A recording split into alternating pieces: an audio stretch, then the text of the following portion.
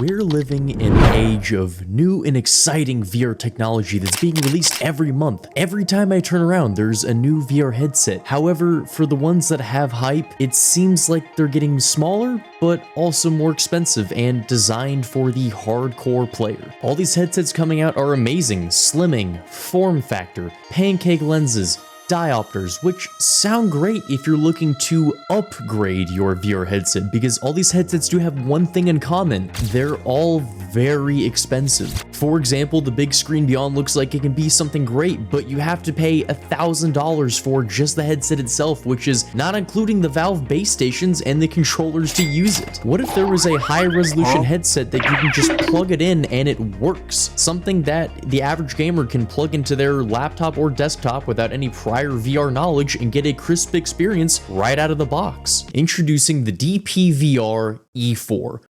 What I'd like to think of as the Quest if it went down the route of only being PCVR. I went down the route of reviewing another VR headset for the channel because apparently owning 8 VR headsets just wasn't enough for me. DPVR has interested me as a company for a while, not for any innovative strides in VR gaming, but for going along their own path of VR streaming, which has a larger market than most VR gamers like myself realize. In fact, all of the headsets they've developed beforehand have been used for VR streaming. Their headsets would be used by consumers for cinematic VR experiences at home or simulators at outings with you and your buddies at the arcade. So why did this established company in their comfortable market suddenly switch gears? Because of the mass amount of games that VR gamers play every day, and they wanted a piece of that metaverse pie that Zuckerberg has been slurping up all for himself. And you're probably thinking they might need a few iterations to get their first gaming headset on track, right? Well, the thing is they already did. With their E3C and E3 4K model headsets, they've been making great strides in expanding their horizon towards VR gaming and how their standalone VR 3DOF headsets could now work on a PC. And after a long and grueling journey, they arrived at their E4 model, which includes one of my favorite headset features to date. So without further ado, let's see what this headset is all about.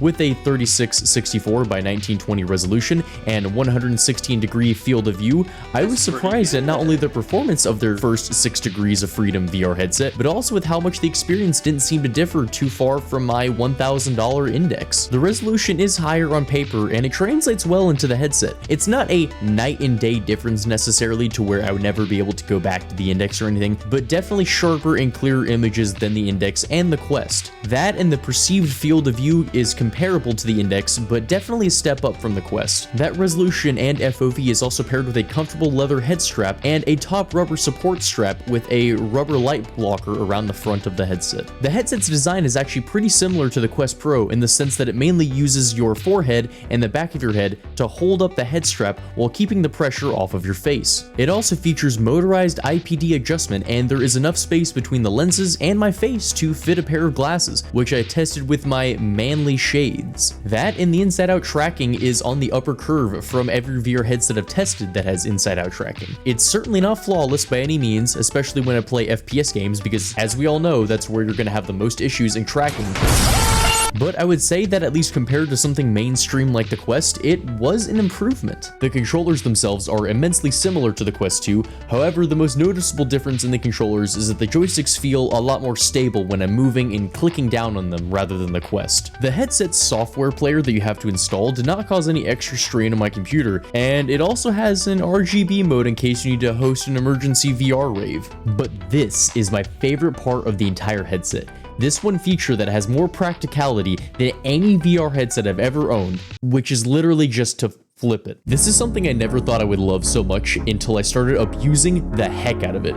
Normally, if I had to do something in my room, I would need to look through the nose peak of the headset, take off the headset and put it on the ground, or place the headset on the upper part of my head, which causes the lenses to smudge on my forehead. With as much VR tech as I like to use while I game, case in point from the fact that I'm literally wearing a haptic feedback vest for VR, it's so convenient to just flip it up, fix my gear, grab things around my room, change something on my computer, and then flip back down the headset to get back into the game. I also think that the application for this is great for PCVR developers to be able to see the world that they're building inside the headset and then flip it back up to keep working on their passion. Also, from a price point perspective, it's not that far off from the Quest 2. The normal full price of the headset is $550, but there are some reductions that bring it closer to the Quest price of $300. For example, right now there's a sale on it from the time when I upload this video to lower it to $480 for a $180 price difference between this and the Quest 2. But what's even better is that their refurbished models have a massive discount for only $350, only $50 away from the normal Quest 2 for those with their single brain cell already firing off on all cylinders like me. Not that there's anything drastically wrong with using a Quest, but I do enjoy the flip-up feature, the increased resolution,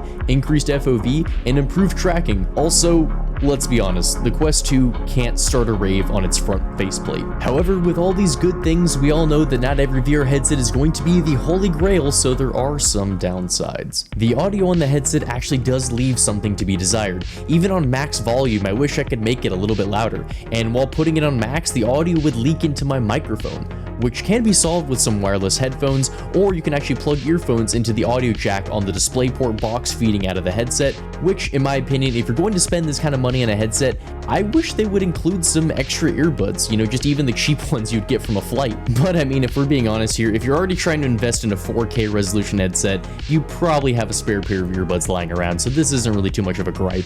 But it would be nice if the directionality of the audio was pointed more so towards the ears, or they had some kind of software with a noise gate on the native part of the headset to make it to where it wouldn't leak like that. It didn't happen very often, but it did happen a handful of times. The headset also seems to trap a lot of space in between my lenses and my face, which does cause the lenses to fog up. This does become an occasional issue, but if I adjust it enough to leave just enough of a nose gap, not so much. It could be the fact that it is a small inside-out tracked headset with 4K resolution that's causing it to output that much heat, which is also causing some of it to come back into the headset. I don't know if there was a way that you'd be able to fix that, but I hope that this can be improved in the future. Also, while the cushions are comfortable, I would hope that there would be more of it in the future, because while its compact design is nice and the rubber top strap does relieve some pressure, it became difficult to find that balance of comfort between too much and too little reliance on the top strap. So while this headset does have some issues, in practicality, it offers everything that the Quest 2 offers and more, except for being standalone. And if it managed to tweak the inside-out tracking